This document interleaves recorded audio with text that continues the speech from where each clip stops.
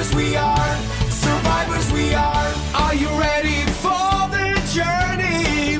Clarence Karim is the name, yes indeed. Survivors we are. Hi, Clarence Karim here. They say when you lose one of your senses, your other senses are heightened. So a blind person might be more sensitive to smell or sound, and so in a way he becomes far better at listening and smelling for things, and not relying on being able to see to get on with his day. In many ways, we can kind of apply the same principle to our invisible illnesses. Yes, we've talked about Crohn's, colitis, IBS, and many digestive disorders, IBD, and mental health, and how they can affect your day-to-day. But you've got to find other ways to heighten your senses, and get your body where they need to be, because they're adaptive. We've spoken about that before. So if you've had a stoma, you'll find that your body can cope, and you find ways to digest food, even get your energy back, and so you can get on, and in your way you have found a way to heighten your other senses, maybe, and so you can get your passion back, even though you're not running at 100%. Now, as a child, I remember being at school and probably more interested in observing what other people are doing rather than paying attention to what the teacher was talking about, unless it was extremely interesting to me. I was always into electronics, DIY projects, pulling things apart, fixing things. I was quite keen on physics, computer studies, and maths. But generally, if the teacher's droning on in an English class about conjugating verbs, this before that, and a history lesson about Edward the blah blah, what he did and what he didn't do, I would just glaze over.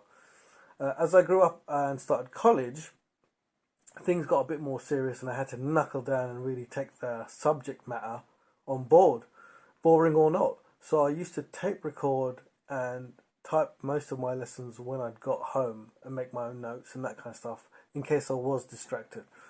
That's what you call adapting to the situation. Now, looking on 30 years later from being a kid and being attentive to our children's needs, they've labelled this kind of behaviour as ADHD, which in layman's terms means you can get easily distracted, not focus at the job in hand. But from what I remember of my childhood, I'd get easily distracted if the information was coming to me in a very boring academic manner. But if you've got a cool, friendly teacher and he gets you very involved with plenty of interaction and the information does go in.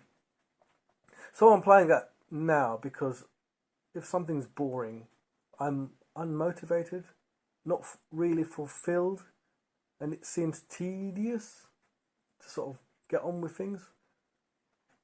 I can get distracted and veer off.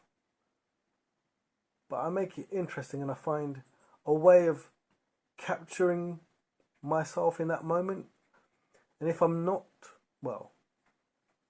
I can challenge myself to conform to some kind of routine where I don't have to put too much effort in to do something. Here's for instance. If I'm not a keen cook. I mean, I can conjure something up or make something or that kind of thing. But again, us Crohnsies, it's all about the food, isn't it? You've got to be careful how you eat and what you do. And so you can go off food after a while, maybe, and unless you're on some kind of steroid and what have you, you can, any little thing can sort of put you off. So as part of a routine, breakfast-wise, I'd walk into my kitchen, walk out of my kitchen within 15 minutes with a cup of tea, some toast, baked beans, or what have you, in and out in 15 minutes. But where's the routine here, you say? This is it. So I go into my kitchen, the light goes on, pan onto the oven, temperature on, fridge open, eggs out, bread out, cold water out, milk out, bread into toaster, kettle filled up, turned on, tea comes out, spoons out, knife out, butter out, jam out. Tea bags, sugar in the cups, baked beans, tin open.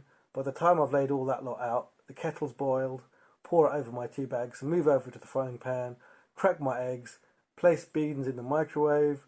The toast's probably popped up at this point. Jam my toast, flip my eggs on the plate, beans on the plate, drop of milk in my tea, out of the kitchen. A bit of routine for what I do every day without fail kind of thing. So I kind of do that every day. I don't sit down and think, oh, what am I going to have for breakfast? Oh, let me do this, let me do that. I want to be in and out of the kitchen as quick as I can. Otherwise, I'm going to get bored. From my own frame of mind. Anybody else will say, oh, what's so boring about that? This is for my purpose. This is knowing yourself. So I don't get distracted to make my breakfast. It's not a chore. I just get on and do it. Obviously, I've got a food problem. If I don't eat properly, I can lose my weight and, I'd be the one that's in the loss. So in order not to get too bored of the routine of actually finding some kind of energy, motivating myself to make something and just getting on and do it, I have a plan in place.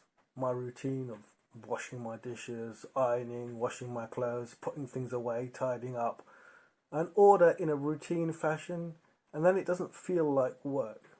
In fact, it probably feels like OCD. But that's something else. At least it's being done within a very short period of time, and I can focus on the things that really want to motivate me and keep me going.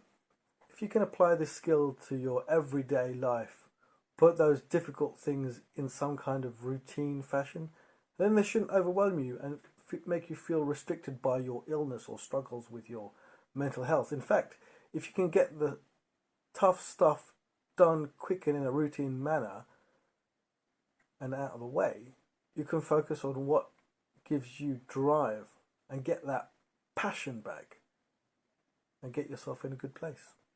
There you go. Corim out. Survivors we are.